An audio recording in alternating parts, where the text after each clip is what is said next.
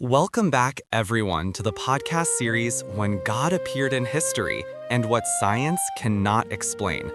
Today, I want to tell you a truly haunting story, a story that has kept the world debating for over 160 years, and to this day, no one has been able to provide a definitive explanation. A poor young girl living in a damp hut, barely literate, who had never ventured far from her small village. A desolate grotto that villagers rarely visited. A spring that didn't exist before, but just a few days later became a miraculous healing stream, attracting millions of people from over 130 countries. And the most mysterious thing is that the girl, Bernadette Soubirous, claimed to have met a lady appearing in a dazzling light whom no one else could see. What do you think? If you were the girl's parents, would you believe her? If you were the authorities at the time, would you think this was just a figment of her imagination? And if you were standing in a crowd of 10,000 people in 1858, witnessing those born sick walk for the first time, would you think it was a miracle or a coincidence? Today, we delve into Episode 2, Lourdes, the Spring of Faith and Miracles Documented in Medical Records. And if you find this podcast series compelling and worth listening to, please subscribe to the channel so you don't miss upcoming episodes. You only need to do it once, and it helps me a lot to continue creating content like this. Now then, let's go back to 1858, a bitterly cold winter afternoon in southern France. To understand the story of Lourdes, we must first know who Bernadette was. Bernadette Soubirous was born on January 7, 1844, in the small town of Lourdes. Her family was so poor that even other poor people pitied them. Her father, Francois, was once the owner of a small flour mill, but after being sued and losing his job, the entire family became destitute, forced to live in an old prison cell. That's right, they lived in a room once used to imprison inmates. Local residents called it La Cachette, the dungeon. No electricity, no light, a year-round smell of dampness and mouse droppings. Bernadette, 14 years old, suffered from asthma, was thin, frail, and her academic performance was nothing remarkable.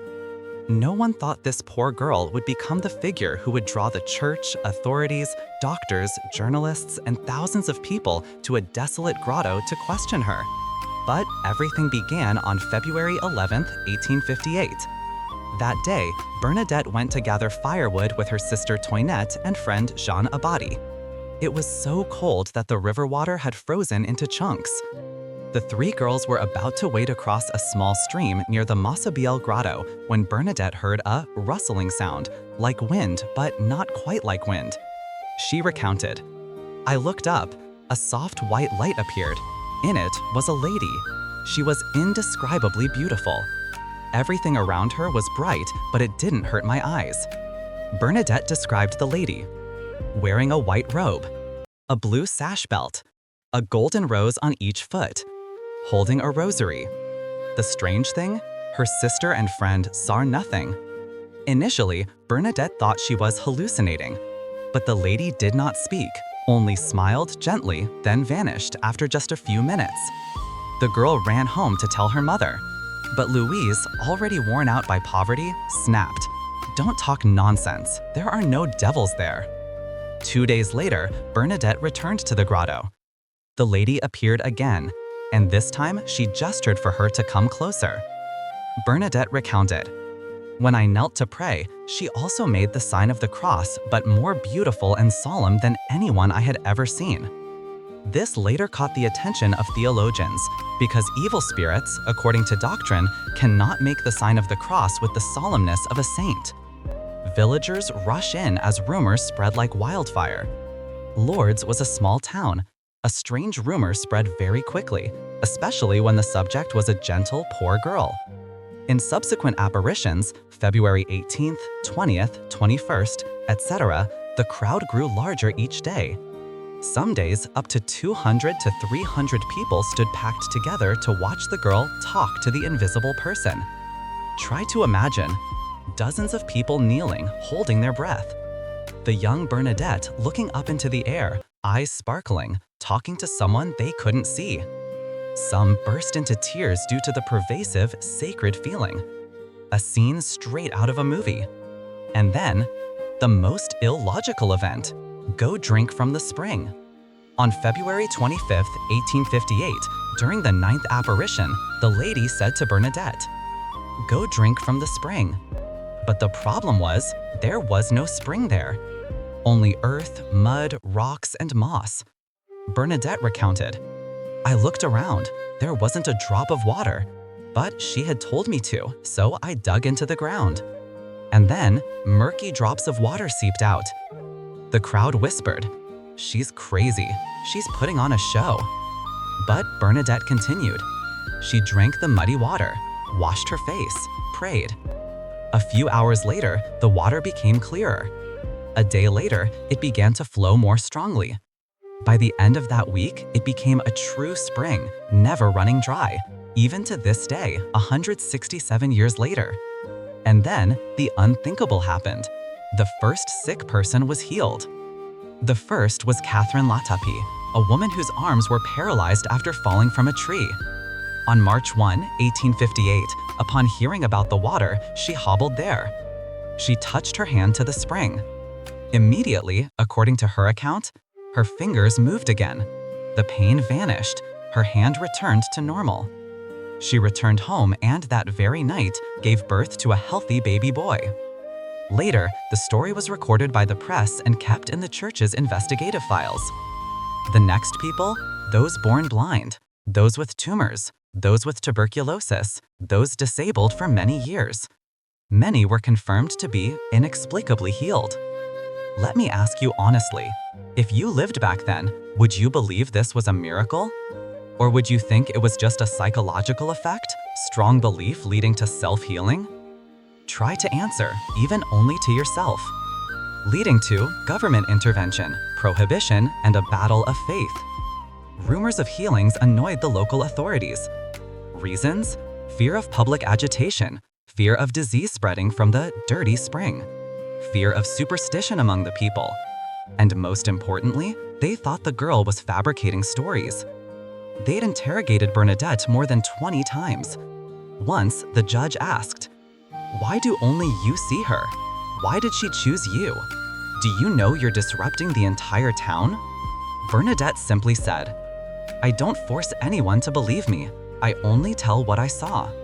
No changes, no additions or subtractions, no fear. What frustrated the investigators most was, the girl was poor, uneducated, but her testimony over many weeks never contradicted itself once. Even the smallest details remained consistent with her initial account. A shocking truth emerged on March 25, 1858. During the 16th apparition, Bernadette asked, "Who are you?" The lady replied, "I am the Immaculate Conception." The problem was, Bernadette did not understand that phrase.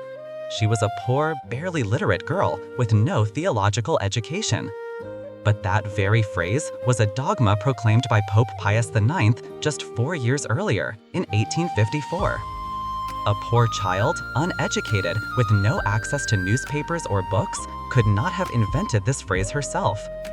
This forced priests and the church to seriously consider the matter. From 1858 to 1862, a host of experts arrived. Empirical doctors, journalists, photographers, priests, politicians, scientists. They observed strange convulsions of the sick that then spontaneously resolved, wounds healing unusually fast, tumors disappearing, the blind regaining sight within minutes. Many medical records were created. Many investigations lasted for years. A doctor at the time wrote, "If this is a fraud, it must be the most sophisticated fraud of the century." In 1862, after 4 years of investigation, the church declared, "The events at Lourdes are authentic. The woman who appeared is the Virgin Mary." The grotto was built into a sanctuary. The spring was expanded into healing baths. Every year, over 6 million people from all over the world flock to Lourdes. To this day, over 7,000 cases have been recorded as inexplicable healings, and over 70 cases have been officially recognized by the church as miracles. If you were in Lourdes now, would you dare? Touch that water? Sit quietly for a few minutes in the grotto where Bernadette knelt? Or would you still be skeptical and think it's all psychological? Keep that answer in your heart. You'll need it at the end of today's episode. Many people thought Bernadette would gain fame and glory, but no. She lived a very simple monastic life in Nevers. No boasting, she never recounted her story unless compelled to. When asked, "Why did the Virgin Mary choose you?" she replied, "If she could have found anyone poorer than me, she would have chosen them." Bernadette passed away in 1879, aged 35. The strange thing is that her body, when exhumed, was largely incorrupt and is now placed in a glass reliquary in Nevers. To date, science has put forward several hypotheses. An extremely strong placebo effect,